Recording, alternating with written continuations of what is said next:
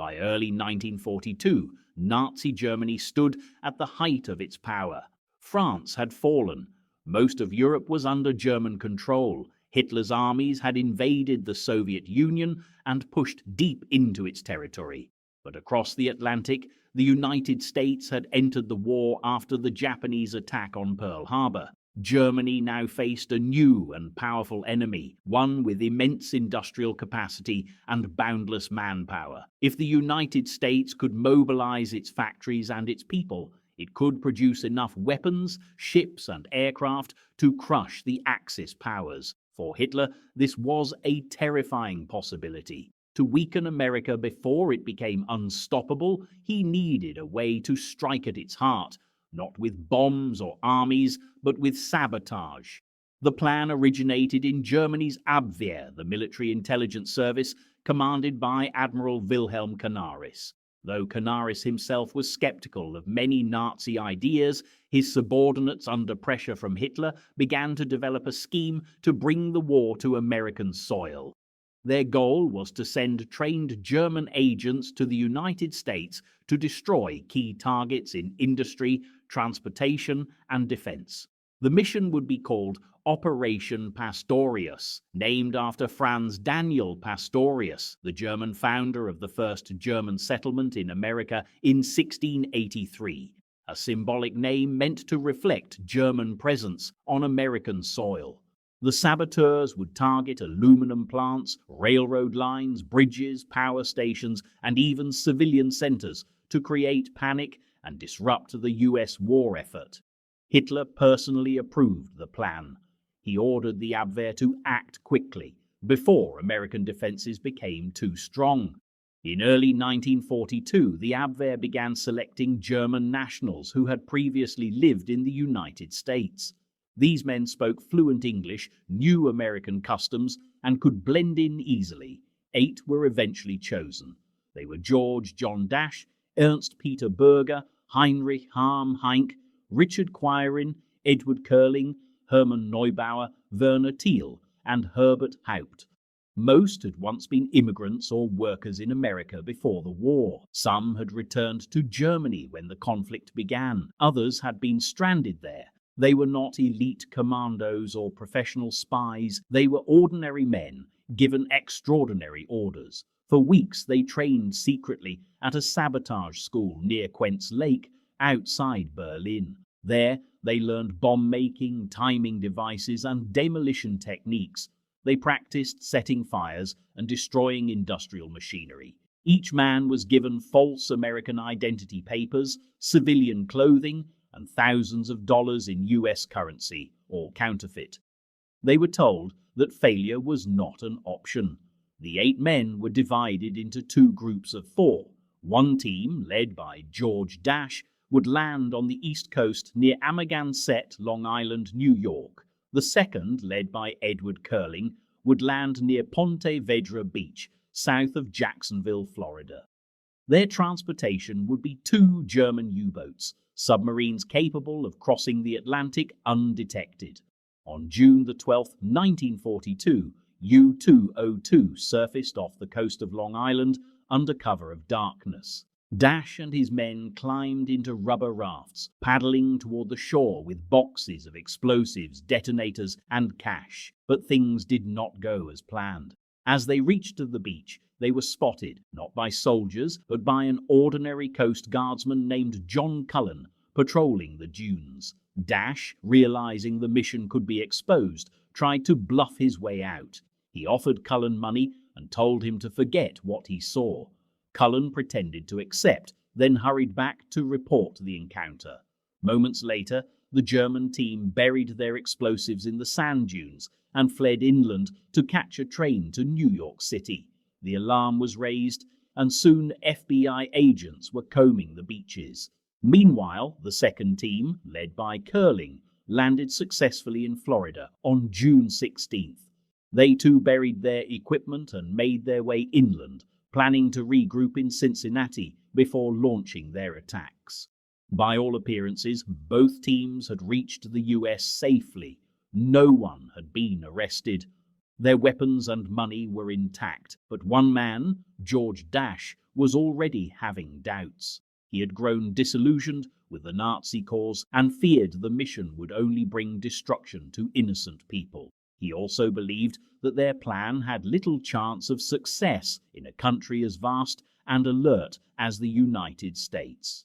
After arriving in New York City, Dash decided to betray the operation. He called the FBI in Washington, D.C., and asked to speak to J. Edgar Hoover himself. At first, no one believed him, but when he finally met with FBI agents, Dash calmly revealed the entire plot, naming his fellow saboteurs, their training in Germany, and their mission objectives. The FBI moved quickly.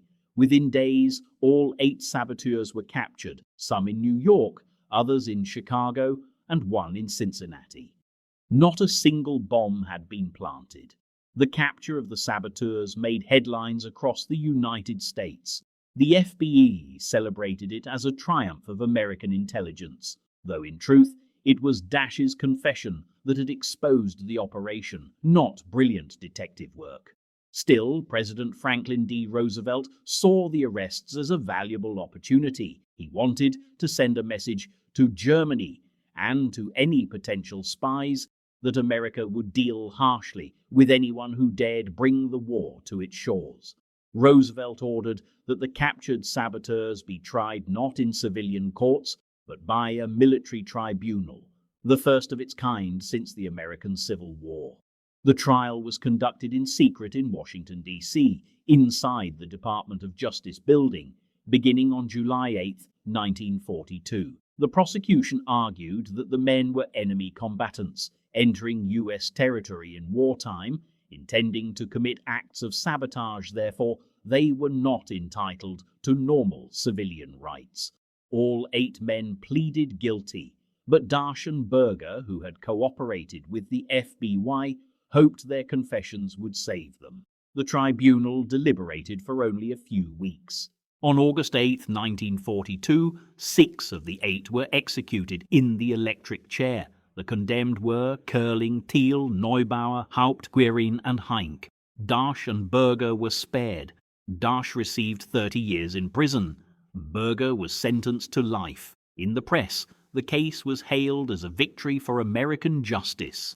J. Edgar Hoover, ever eager for credit, claimed that his FBI had brilliantly uncovered the Nazi plot.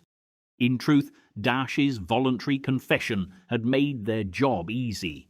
Nevertheless, Operation Pastorius had failed completely.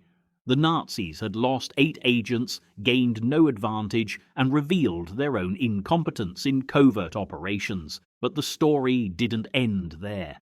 After the war, Dash and Berger were released by President Harry Truman in 1948. Dash returned to Germany, where he hoped to be seen as a hero for preventing the attack. Instead, he was branded a traitor by his countrymen and lived the rest of his life in obscurity. He died in 1992, largely forgotten. Operation Pastorius came at a time when the United States was still vulnerable and paranoid. After Pearl Harbor, fear of sabotage and espionage was widespread. The government used the Pastorius case to justify new wartime security measures, including the internment of Japanese Americans, Germans, and Italians, many of whom were innocent. The case also gave rise to an important Supreme Court decision, ex parte Quirin. In this ruling, the court upheld the president's authority to use military tribunals for enemy combatants, a precedent that would be cited decades later in the War on Terror. Thus, the failed Nazi sabotage attempt had far-reaching consequences, shaping American law and national security for generations. Behind the headlines and politics were 8 men, each with his own story. Some were true believers in Hitler's ideology. Others, like Dash and Berger, were disillusioned or simply desperate. None of them were seasoned spies. They were factory workers, waiters, mechanics, thrust into a mission far beyond their abilities. They were promised honor but given only fear. They landed on American beaches not as warriors, but as pawns in a propaganda game they barely understood. And within weeks, all their lives were destroyed. Operation Pastorius remains a study in how grand plans can fail through human weakness, poor planning, and moral doubt. The mission had the potential to inflict real damage had it been executed with precision and discipline. But the Abwehr underestimated the United States. They failed to realize that America's vastness made coordinated sabotage nearly impossible. More importantly, they misunderstood the human element. George Dash's defection was not just an act of betrayal, it was a reminder that even among those trained to serve tyranny, conscience can still awaken. In a way, his decision saved countless lives and prevented needless destruction. In the decades since, Operation Pastorius has faded into a footnote of history, overshadowed by the grander events of World War II. But its legacy endures.